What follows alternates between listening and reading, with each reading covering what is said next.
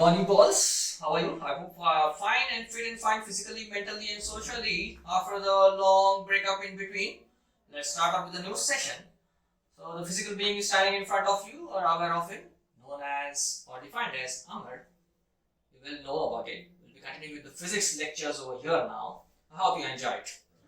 So, the topic itself, physics, deals with all the possibility matter around us. That stage जो कुछ भी possible है भौतिक, that is the dealing with physics. Okay, so matter, particles around us, whatever being is around us, and the consequences of the intermingling of all these components in the nature, in our surroundings, and the created phenomena that will be under physics. So first of all, to tell you, physics is completely assumption. So we know that protons, electrons, or neutrons moving along the wire, the system, the inertia, what we talk about, these are things, or these are the facts which are not actually seen. Okay, we cannot visualize. As biology, we know the cat is walking. Okay, this is a phenomenon again here. Okay, here if we talk about the proton moving around from one part to another part, from the high level potence or low level potence, this is not actually seen. This is the assumption, or this is the criteria that puts forth the study material in front of us, as of course investigated by the researchers, the scientists, famously known Newton. Suppose we talk about Newton, the possibility of being of any matter. Newton was sitting under an apple tree. Apple fell down on his head and he postulated some theory. Consequence was the liberation of the physics or numericals, what we'll be studying. Okay. So, dealing with all this phenomena, I want to tell you that there is certain a correlation or a similarity between all these theories and our physical and psychological thinking. What we work as in this physique is the same way, or the syntax the universe is following on all the rules and theories and postulates. So here we'll start upon with the forces, action of these forces, the consequences of these forces, and the following phenomena. So coming about on the Newton, what do you think about exactly if Newton would have just, like Adam and Eve, you know, would have just eaten up the apple and finished it off? Would there be any liberation of all these postulates and theories led by Newton? Not of course. Think about it. If Newton was just like Adam, there wouldn't be any generation of any physics-like thing. So here we have physics, we are lucky about it, and you'll be finding it interesting if we start a topic here. I just want a question in front of you. If Newton would have eaten up the apple, it was finished. If Adam wouldn't have eaten up the apple, what would have happened? Think about it. So here, let's start about the topic here we deal about today, the first unit, that is called as gravitation.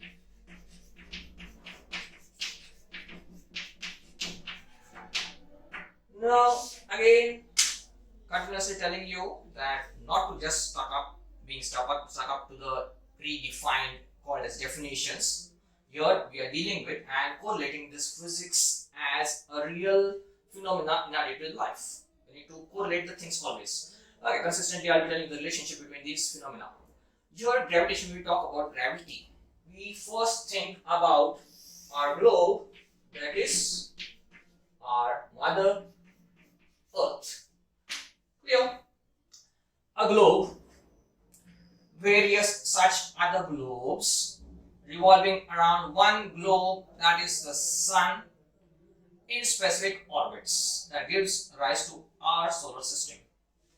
When we talk about this force, the force by which we are bound on the surface of this earth, all the objects stay here on the surface of the earth, known as gravity, or the force of pull on the objects by the earth. So that keeps us stable on this surface. Okay, that is the first thing. So by definition till now we know that whatever the force applied by the earth on objects around it is known as gravitational force. But again, to think forward about this thing, there are certainly other objects in the universe. The nearest one, that is the moon.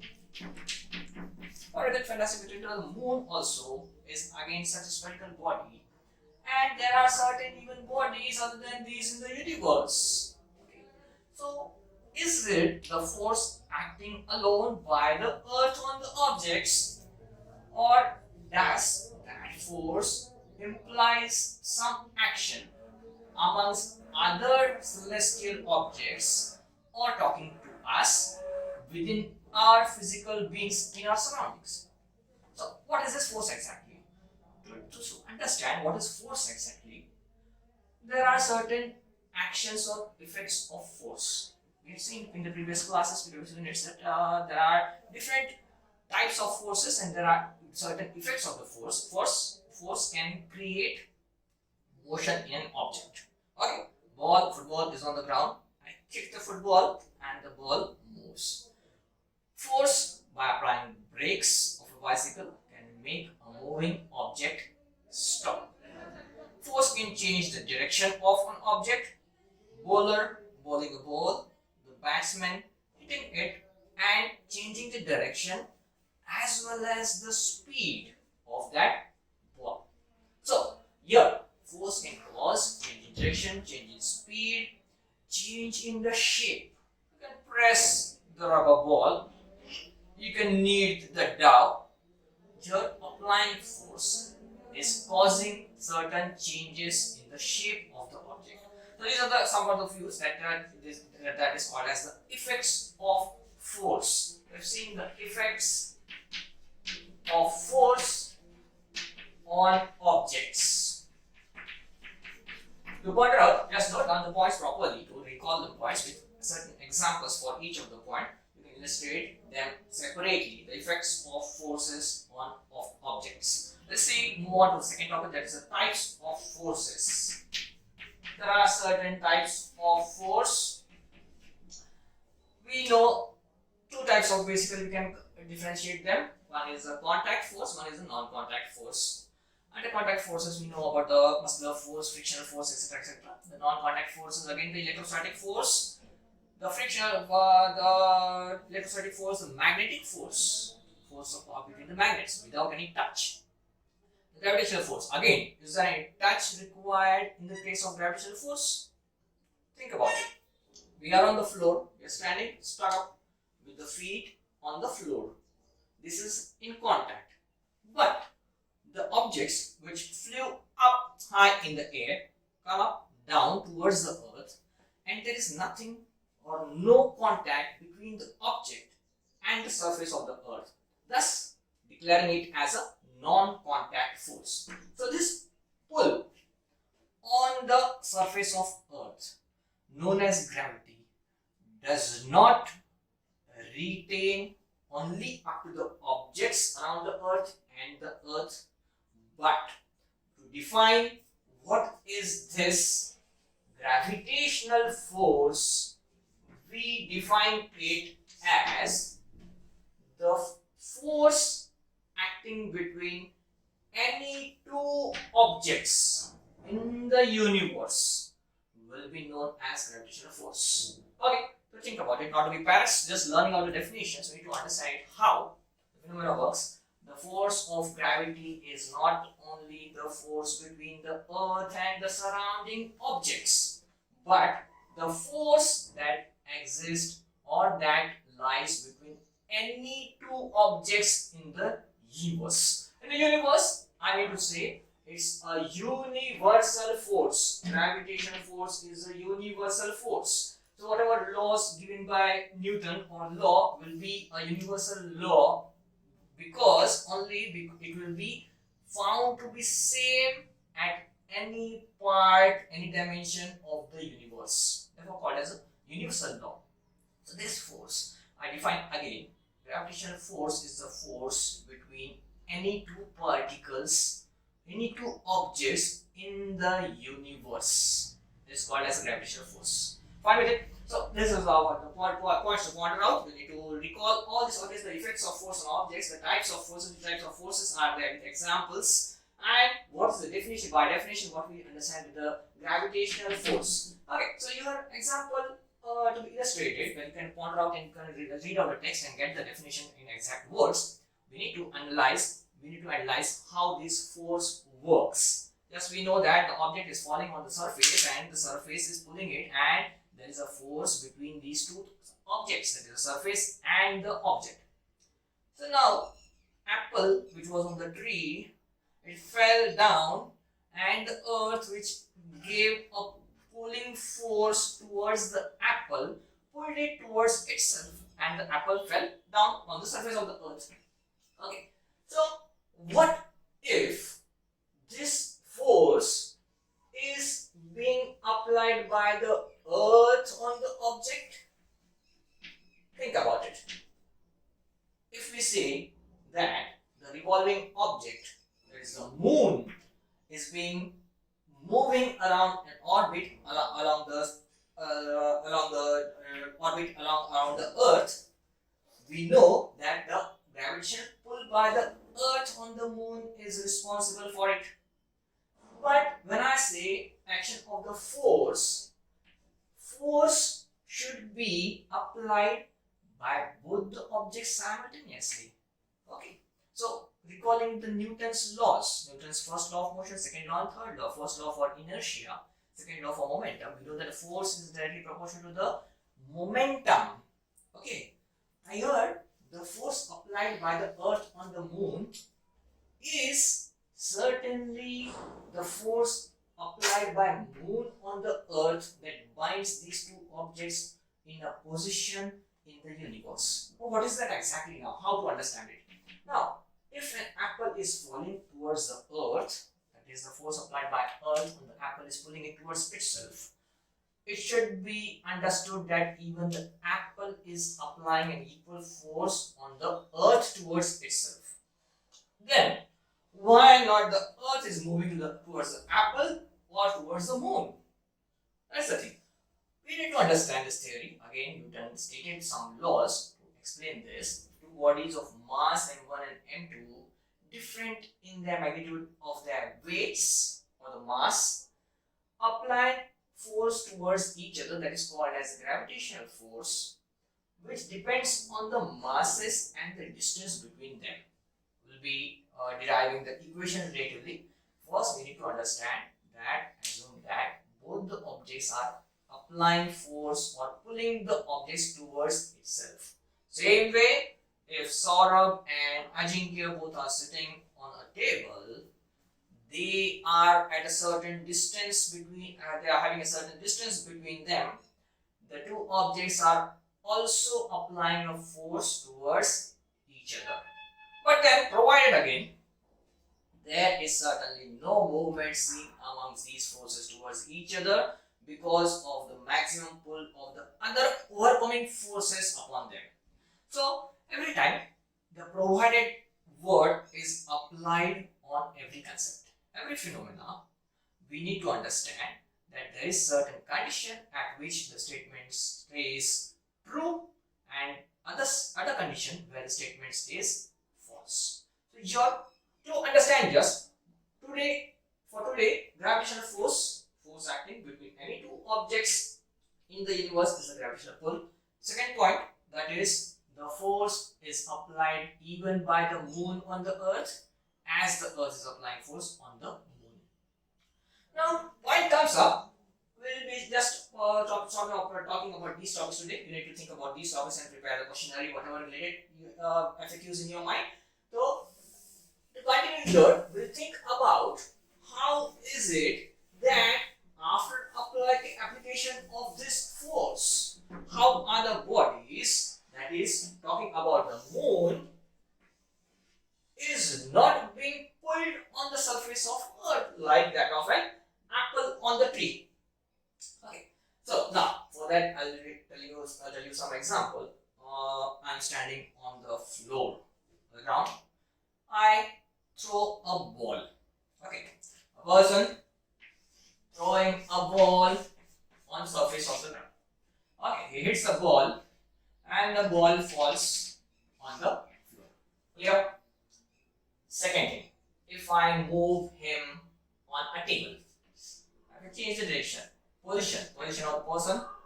The ball, if he throws the same ball with same speed or velocity we talk about, and throw it from a higher distance, certainly the ball will be falling at a distance greater than this one. Do you agree? Think about it. You can try it out, of course. So third question. Again, I move a little bit upward position at the top position. Okay, for here I am hitting the ball. Okay, the same velocity I talk about. I'm giving some certain velocity or speed to the ball. I'm applying some force and throwing the ball from this position. Now, what do you think? Won't it be a further position than the previous one? Yeah, certainly. You can check out. Same way, here we're talking about the globe here. On the globe, at a shorter distance than the tree and the apple on near the surface of the earth, the apple that is being pulled towards the surface of the earth is being falling at the random position below the trees. Okay. Here again the surface of the earth when it is flat at different heights, I find the changing of the position of the object being falling on the surface. Think about at such a certain position like that of the moon, so at a higher level. If you throw the ball, what do you think? What will happen? Can you imagine if you are at certain height and throwing the ball from this position, where would the ball lie on the surface? It will move on, following the axis just randomly. I move on and I find that my ball is not touching the surface of the earth and would rather come and hit back on my back in the same position. Okay, think about it. So this is also the phenomena, that is the height of the object. We talk about the moon, that is a higher surface from the surface of the earth, higher position of the earth from the surface of earth. Here at this position, the velocity gained by these objects will be termed as critical tangential velocity. We'll be learning it afterwards. So that velocity is making this ball, that is the moon, to revolve around the Earth's globe in the direction or specific orbit just because of this gravitational pull that is pulling the ball towards its surface at a larger distance, at a shorter distance, or just below the position on the surface of Earth. So, it is a gravitational force that binds the moon with the Earth and makes it move in a circular motion around the Earth with a specific velocity. So we learned about three things, that is, gravitational force between two objects binds them together, first of all. Secondly, the smaller object goes on in an orbital circular motion around the higher mass object, it is the Earth, suppose. Third thing, why doesn't it fall down? Because it has certain velocity by which it keeps on moving and doesn't fall down on the surface of Earth due to the higher distance from the surface of Earth. So this is the visual explanation for this type of phenomena. Again, I tell you, this is just a concept, this is just an assumption to be postulated, to be learnt about, to be practically understood or examined by different examples in day-to-day life. So just like the example of ball, you can have certain different examples which will state the movement of satellites, suppose. Okay, artificial satellites, whatever, are moving. The movement, the irregular movement of the asteroids and comets which come out, okay, on the surface of Earth frequent years, after decades. So these types of movements, these types of motions should be understood by such examples to understand. Third thing, we talk about the centripetal force. First type of force, again, any object moving in a circular direction will have certain center-seeking force. We call it as centripetal force. Okay, let's see about the centripetal force. The same example for here. If I talk about any object there is certain mass of that object. Okay, so this point is attracting other objects towards itself. Okay, so there is a certain line between these two objects joining each other, which is the line of force between these two objects. So again, as understand the universal law, there is a force of gravitation existing between these two masses. The smaller mass is orbiting around this larger object in a circular motion. Circular motion. Now, always in a circular motion, we talk about it as a small example. If I talk about simply if I tie a stone to a rope or a ball and held the ball in the rope in my hand and move it in a circular direction, what will happen? The movement of that object, the ball around me, will be in a circular motion. Correct? So, as long as I'm holding the string in my hand and moving the ball with certain force, so that motion in the ball will keep on rotating it in a circular direction where all the force is directed towards the center of the circular orbit. This center seeking force at every point, this object is trying to come towards the center seeking force, centripetal force. Okay, so that depends on the mass. We'll study the postulate afterwards, the theorem and formula. Here, the center seeking force on an object makes it move in a circular path. Suppose I leave this force, if I eliminate this force, means what? The string in my hand, the rope, I leave it. What will happen? What will be the consequence? Or, second condition, first thing, to leave the object, release the force, means what? I am talking about eliminating the gravitational force between these two objects. Okay. Second thing, if I stop giving the velocity or the motion, if I held the string but not leave the string, but I stop the motion, the force given by motion, circular motion to the object, if I stop giving it, what would happen? That is, if the objects, celestial objects, stop revolving or stop their velocity, what would happen? These two phenomena. This is a practical example here in our hand. The string is held in our hand. We are moving the ball in a circular path. The ball is moving in a continuous orbit in a circular path with the center seeking force called centripetal force. Right? It is repeated. The centripetal force. Okay. That is being attracted towards the center. Now here, what will happen? Just try it out. Holding a stone and a rope in your hand, just try it out. What will happen if you leave the string? Okay, leave the string. What will happen? If you have just tried it out, you will observe that this ball or this stone tied up falls out in certain direction. Okay, so yes, you might have tried out on the disc. We had the experiment on the rolling disc. We keep a coin which moves apart, falls off in a direction. Where? Which direction exactly? In a tangential direction to the circular path. Tangential. I hope you understand what is the meaning of a tangent. Okay, so tangential movement, it is thrown off in the tangential direction. Here, the tangential direction may be at any point on the circular orbit, circular path.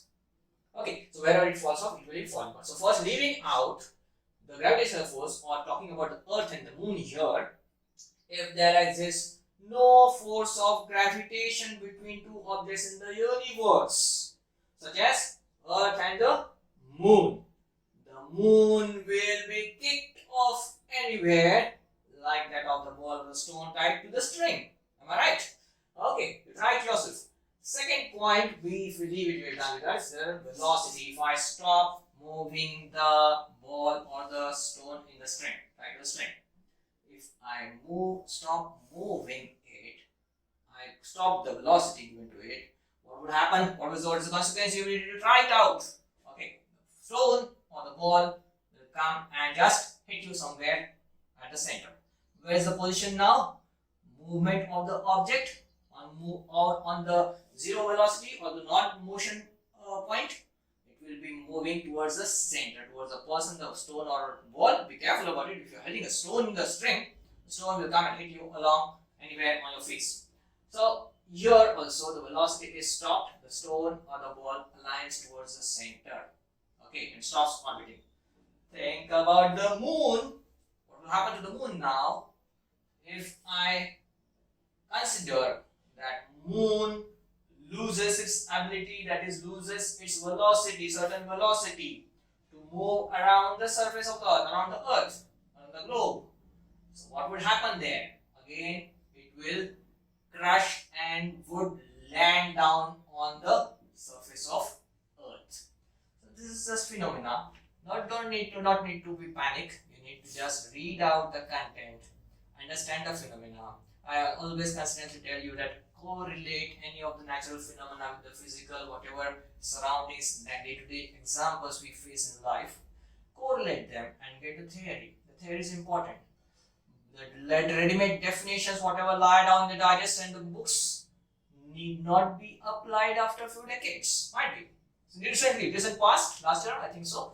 Newton's postulates also, the laws were also thought to be fake ones, not applicable ones. So anything can happen. So this is not a thing. You need to understand the theory. You need to understand the working. You need to go out with the practical working out with the examples to correlate them with the phenomena and then understand the concept. And in simple language, you have to just lie them out in a proper defined manner. That is physics. Okay. So to ponder out the points, first point, that is we understood about the types of forces. We understood the effects of forces. We thought about and we defined in certain different way what is gravitational force. We thought about the circular movement of the objects around one centripetal force. Centripetal force was the point. And fifth thing, we talked about why do planets or satellites do not collide on the object around which they are revolving. These are the 5 concepts what we talked today about. Try to discuss it, try to understand it, just read out the contents, ponder out the points, whatever you find the textual matter. Any other queries, you will be welcomed to be answerable for that. So just read out the content today and we will move on certainly with these more and more interesting phenomena like these ones. And do not forget to answer my question. What would happen if Adam wouldn't have eaten up the apple? Fine with it. Thank you for